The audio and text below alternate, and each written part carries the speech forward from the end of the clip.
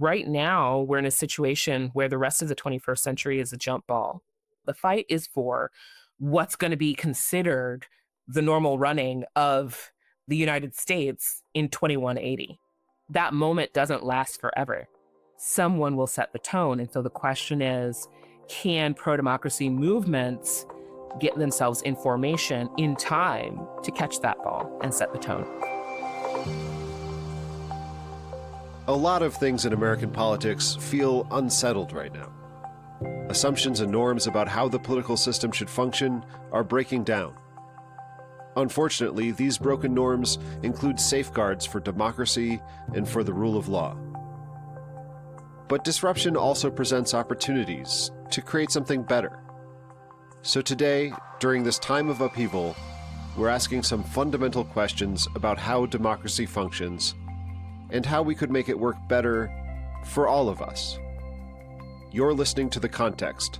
It's a show from the Charles F. Kettering Foundation about how to get democracy to work for everyone and why that's so hard to do. I'm your host, Alex Lovit. My guest today is Deva Woodly. Deva is a professor of political science at Brown University and a research fellow here at the Kettering Foundation.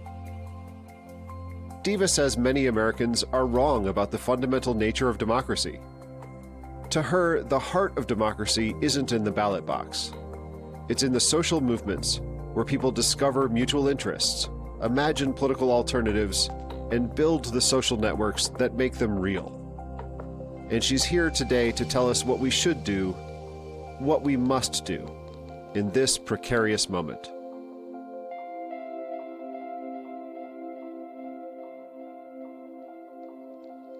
Deva Woodly, welcome to The Context. Thank you so much for having me. Glad to be here. I work for a democracy-focused organization. I'm kind of obsessed with politics. I pay a lot of attention to elections. I pay a lot of attention to government policies, and whether those are government policies that I really like and want to protect or expand, or there's policies I dislike and want to change. My general inclination is to think, what elected official is in charge of that? When's the next election? Tell me why I'm wrong to think that way. I mean, you're a scholar of social movements. Tell me why, if I want to make real political change, I need to expand my horizons beyond electoral politics and think about social movements. Well, here's the thing about democracy. It extends well past elections in terms of what are the institutions, behaviors, knowledges, and predispositions that support it. And one of the reasons that we find ourselves in a situation of democratic backsliding is that we have forgotten how extensive the supports of an actual democratic society are. And they're made up of democratic values. They're made up of a disposition toward participation. They're made up of civic associations and institutions where people are able to get to know one another, learn skills for how to solve the problems that they identify in their lives. Elections are a really powerful tool in democracy, but they're actually a tool that is not very information rich. At least in our context, when we're making choices between candidates, that is actually a really blunt tool. You don't know exactly what people are picking when they're picking between two choices. Depending on how the candidates are, that can diminish responsiveness. And when the people you're voting for are not delivering the things that you intended or wanted or hoped for, then people become disillusioned with politics. And that lack of responsiveness does cause disillusionment. But there's also been other parallel causes. One is the decline of civic associations. So think of Robert Putnam's book, Bowling Alone. That came out in 2001, and he was writing about it from the late 90s and saying, hey, look, we're looking at this data, and it's really striking that actually civic associations, these places where Americans get together, get to know one another, support one another, develop relationships, but also understandings about the things in their lives, from interpersonal to political, these things are disappearing. And as these social connections disappear, then you start to get parallel, right? An increase in things like polarization, the occurrence of more disinformation in media environments, you'd start to get more disconnection from politics in general. This also happens at the same time as the political parties start to change form. So they change from what they were at the beginning and middle of the 20th century.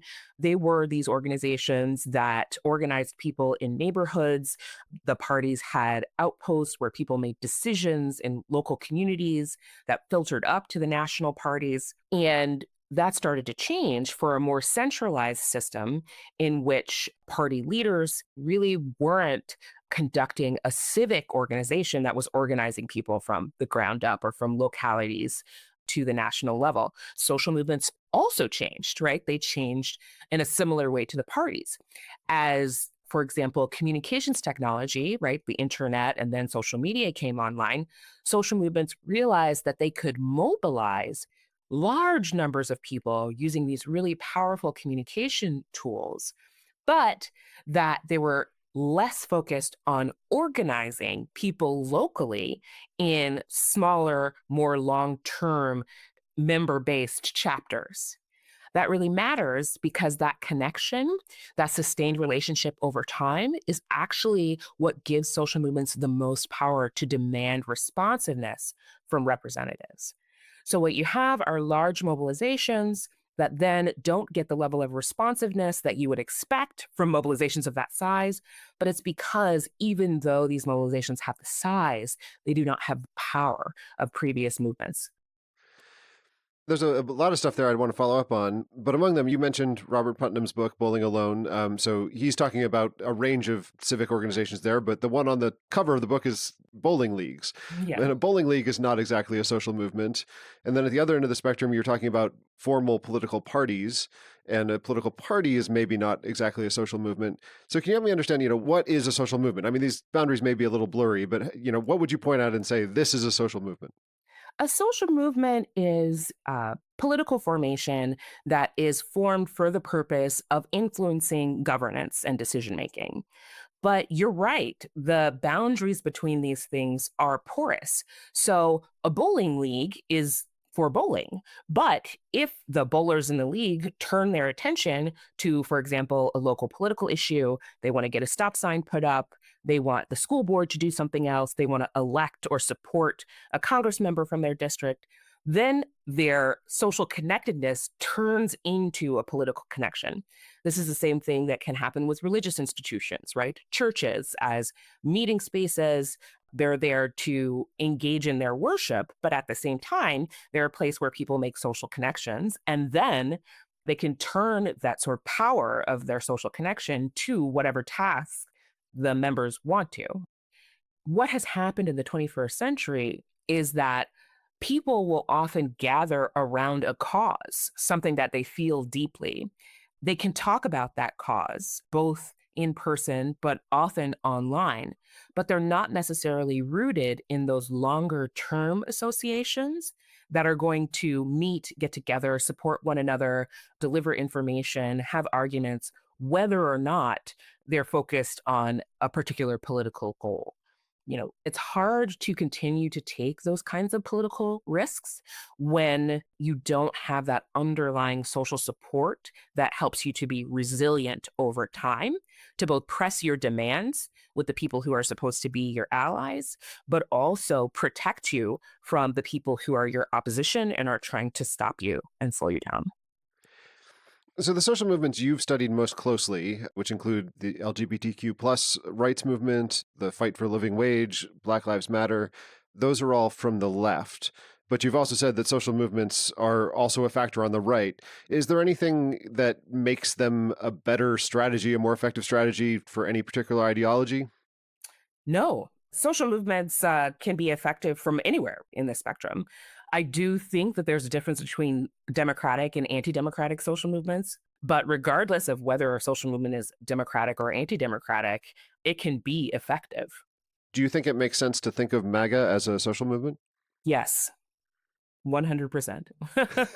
I think it makes sense to think of MAGA as a social movement that has a particular relationship with a political party, but it's also a social movement that has captured one of the major political parties.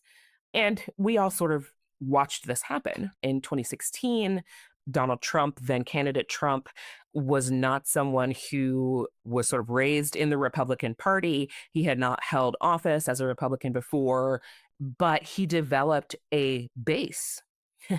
He developed a following of people on the ground who were really interested in what he was saying. And he nurtured his relationship with that base.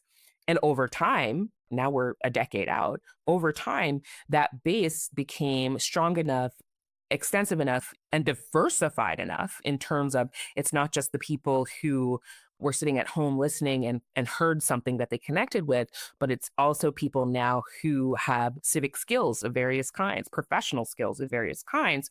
And these are people who are devoted to an ideology and a set of actions that they have invented through their collaboration over this last decade.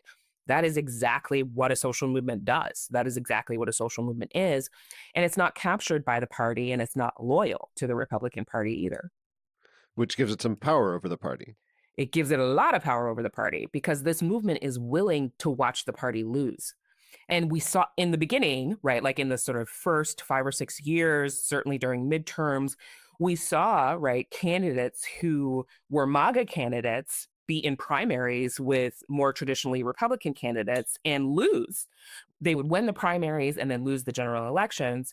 But the base was willing to let that happen because they're really committed to the cause that they have created. There has been, from the center to the left, less willingness to see that happen. They have a rather antagonistic relationship with their movements, and they actively try to stop their movements from advancing in the party. But it's also the case that those movements are less willing to damage the Democratic Party and watch it lose. You brought up technology earlier. So we are living in the age of the internet and social media, and people often say that that has revolutionized everything, and in a lot of ways it has. But of course, technological change has been a constant in many ways. So Sure. the Montgomery bus boycott was organized largely using a mimeograph machine, which was a new technology at the time. So, is this technological change really a revolution, or is it just a case of the mimeograph machine replacing the printing press? Technology is always just technology. It's really what human beings do with it that matters. And the internet and social media have been very much like the mimeograph, really useful for spreading the word faster and farther. But they are not that useful for the in person, durable relationship building that's really necessary for social movement strength. And so I think that one of the things that has happened in the social media age is that there was a little bit of a divergence between the size of movements and their strength. You actually see this in the data. Erica Chenoweth is a scholar at Harvard who does quantitative accounting of social movements. And what they see in the data is that after 2019 or so, nonviolent movements start to have less efficacy than they did the previous 100 years. In the previous 100 years, they had been very efficacious, actually, about 3.5 times more efficacious than violent revolutionary movements. And I think part of the divergence in that effectiveness is the divergence between the size and the strength of movements, because I think that strength comes from the resilient relationships that are sustained in organization and in-person local organizing. So it makes it easier to mobilize a bunch of people to do a thing at one particular time, but makes it harder to kind of develop long-term relationships. Absolutely. Yeah. Social media is part of that disconnect, but it's also related to the diminishment of civil society in general, right? Like that is that sort of Robert Putnam point, because you can imagine if we had the density of civil society as it existed in the middle 20th century, along with social media, that you could have the size and the strength together. There's nothing particularly about social media that says that you can't have it. It's just that it occurred at the same time as this other diminishment. Let me ask you a couple of questions about tensions that I see in social movements and how successful movements navigate these tensions. And in any of these cases, feel free to push back on my premise. So there's kind of a tension between visioning versus pragmatism. You can't build a better future unless you can imagine it, but at the same time, it helps to have practical, concrete, achievable goals in the short term in the real world. Is there a tension there? And what does it look like to try to get that balance right? What should people be thinking about? Well, I'm a person who believes in visionary pragmatism, so I live in that tension. I think that it's a productive and generative tension because the idea behind visionary pragmatism or imaginative pragmatism is that one is interested in working toward the world one wants to build. That's the visionary or imaginative part of it. But then the pragmatic part of it is okay, what are the steps from here to there? How do we make this possible? And what that entails is saying, okay, if this is my goal, if this vision is my goal, right? Say if abolition is my goal, what do I have to do now to make that more possible in the future? And that's the pragmatic part of it.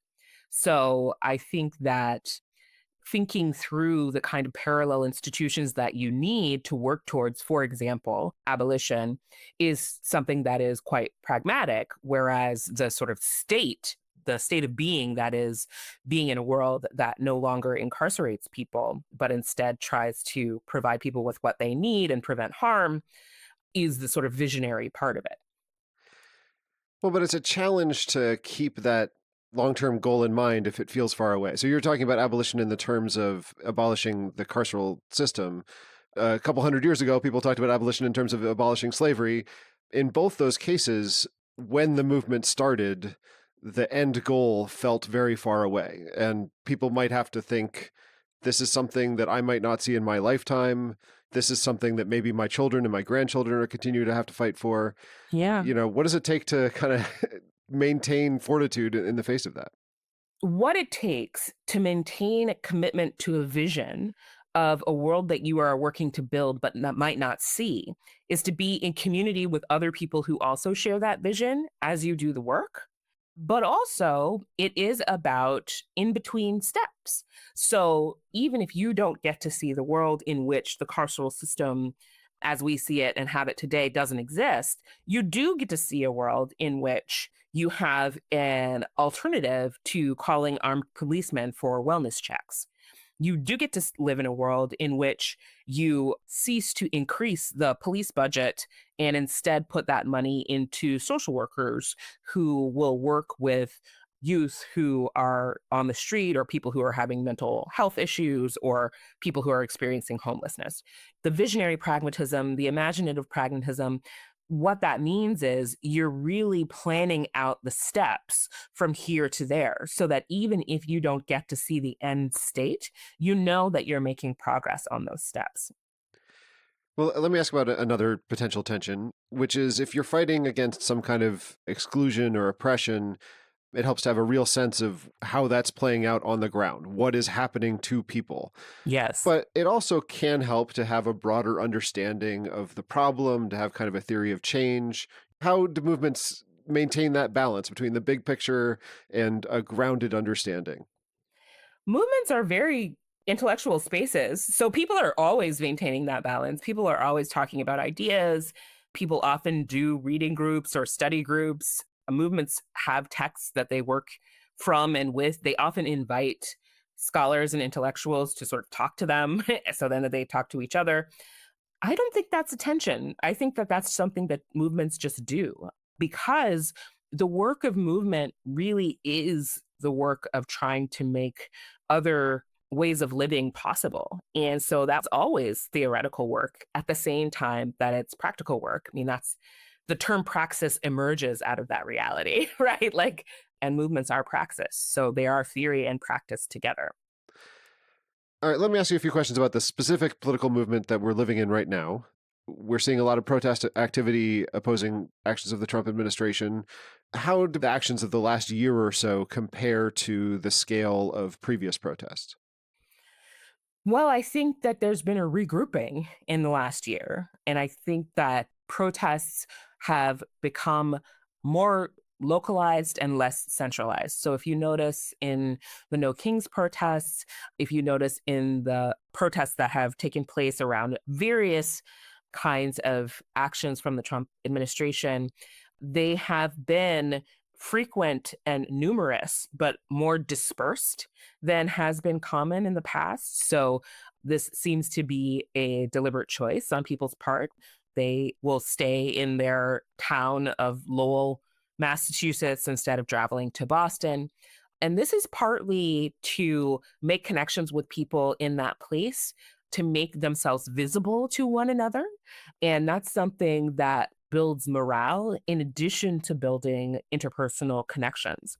It's also the case that since we're in a moment where the administration is actively using military and police forces on the domestic population, particularly migrants or folks who are suspected of being migrants, that movements are actually really focused on developing strategies for community protection, and that is necessarily localized work. That's very concrete work with very human and immediate consequences. So that is another form that, this stage of movement is taking, that it's well beyond protest. Protest is not the only tactic in a social movement's toolkit. And now is a time when other kinds of activities are gaining traction within social movements. And those activities might be less visible to the general public, but they're actually very important in terms of building social movement strength and resilience.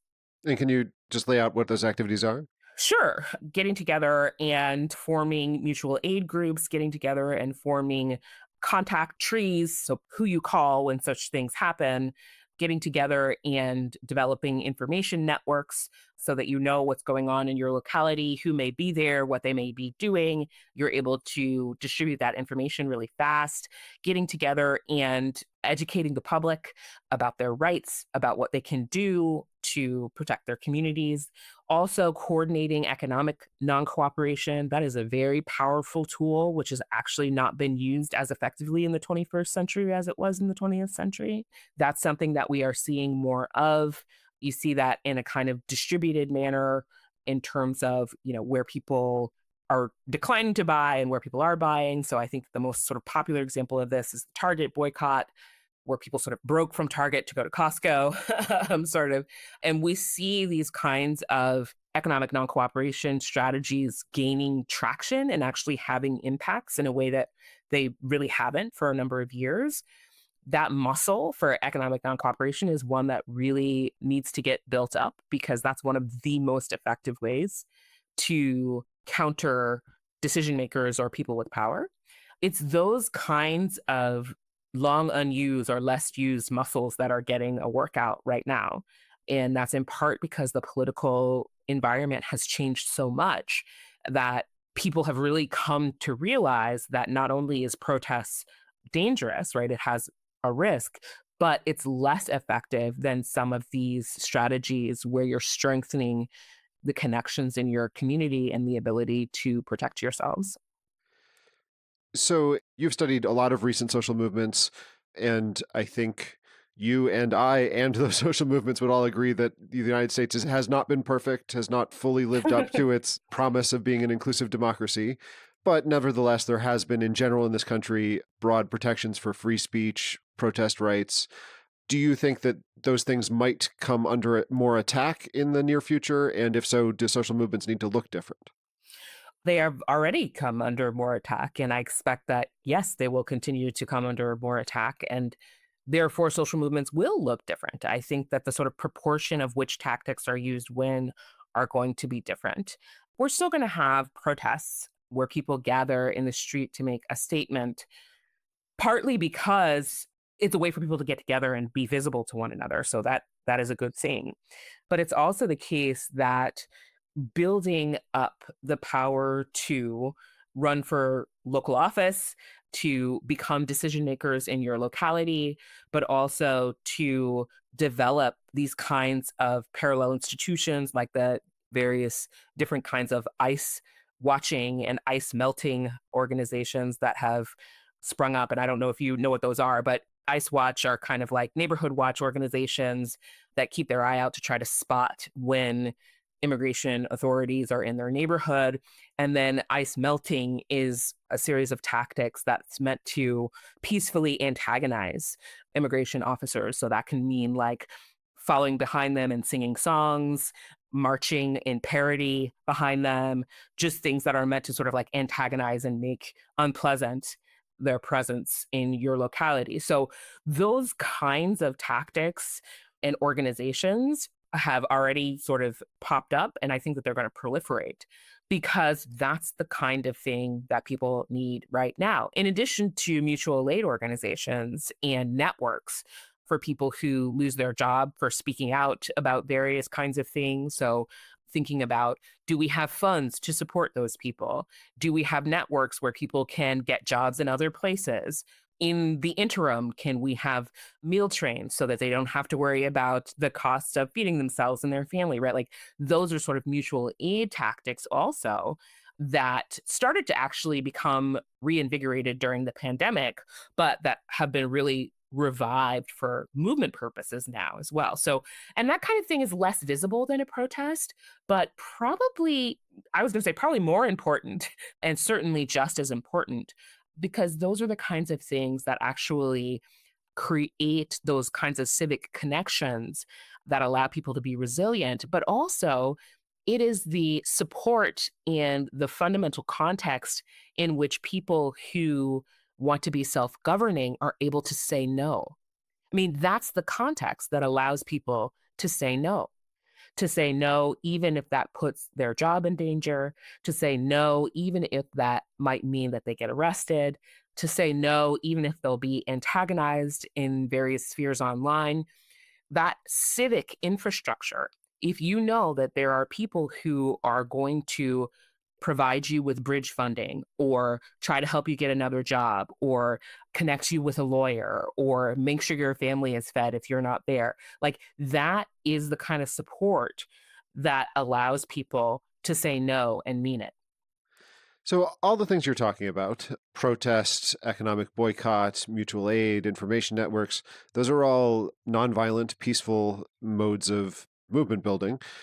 We are seeing political violence in our country. We're talking in the aftermath of the recent assassination of conservative activist Charlie Kirk.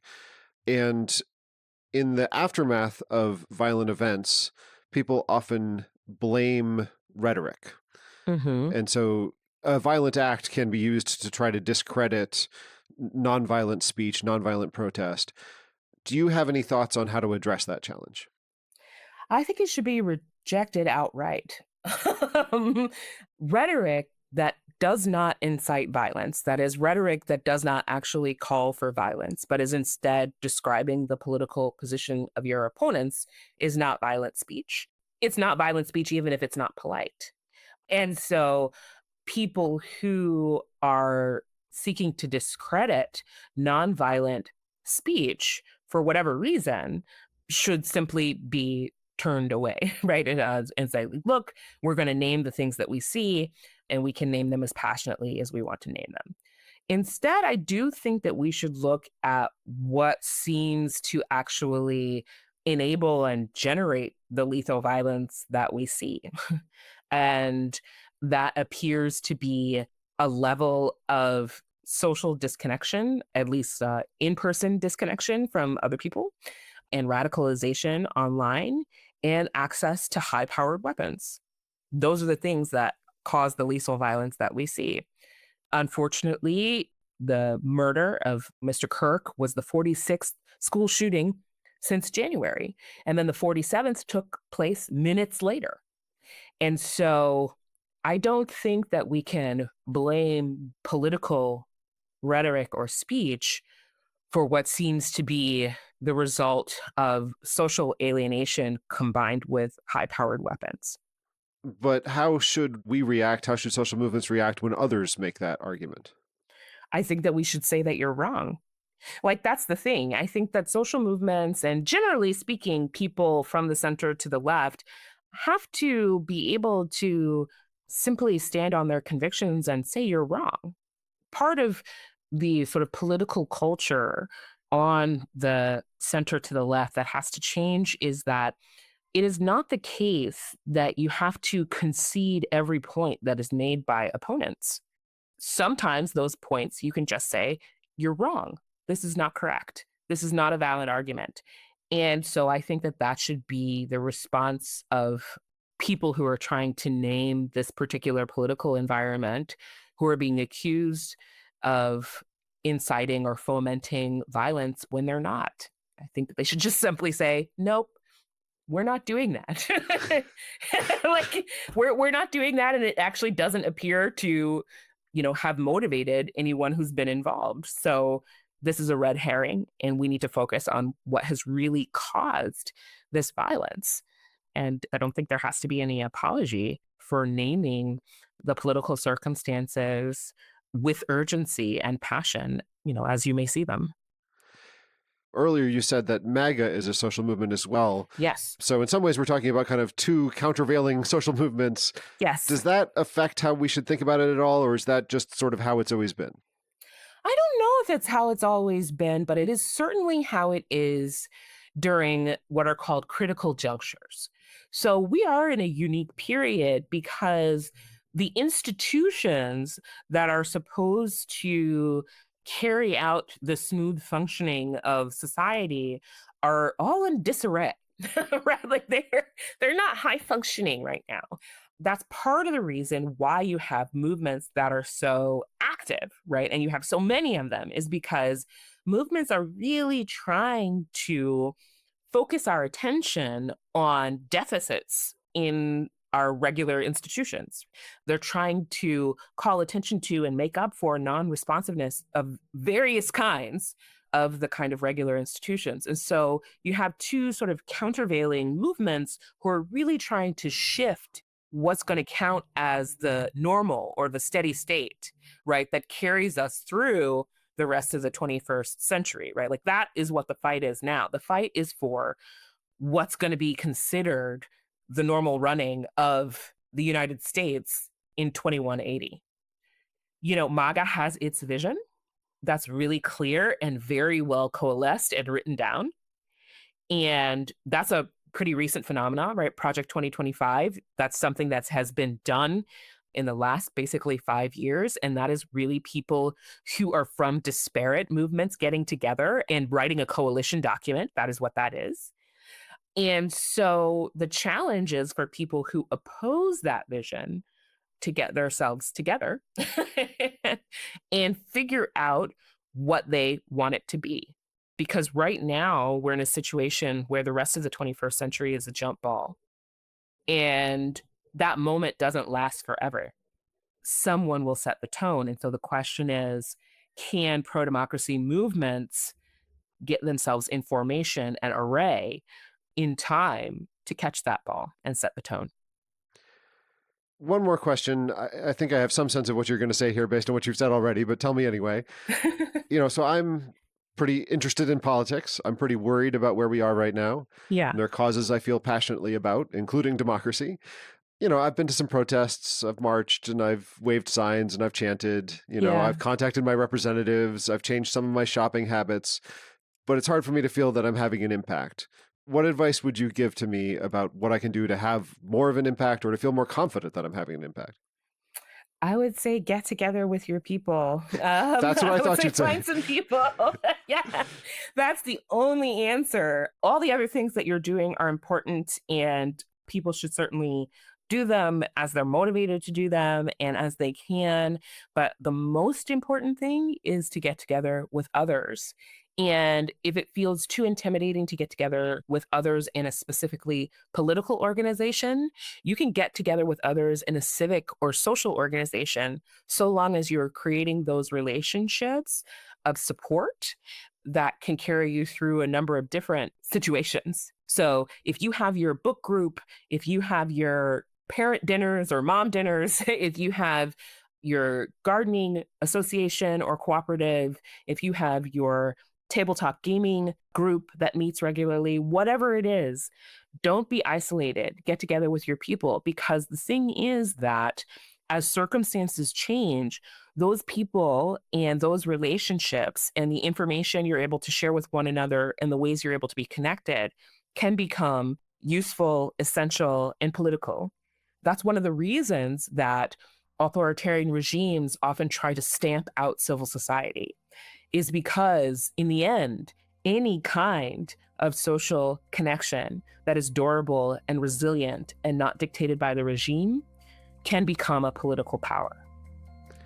Well, Deva Woodly, thank you for expanding my political perspective, and thank you for joining me on The Context. Absolutely. It was wonderful to be here. Thanks for the invitation.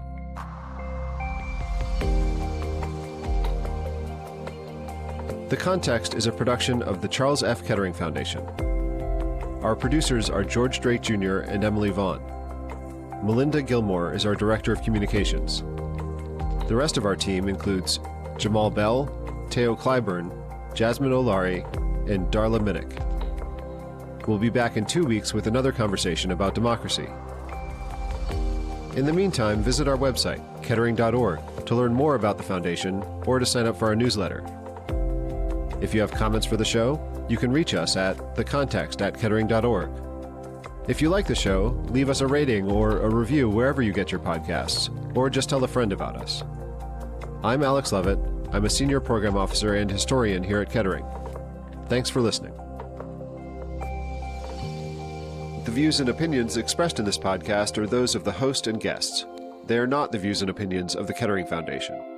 The Foundation's support of this podcast is not an endorsement of its content.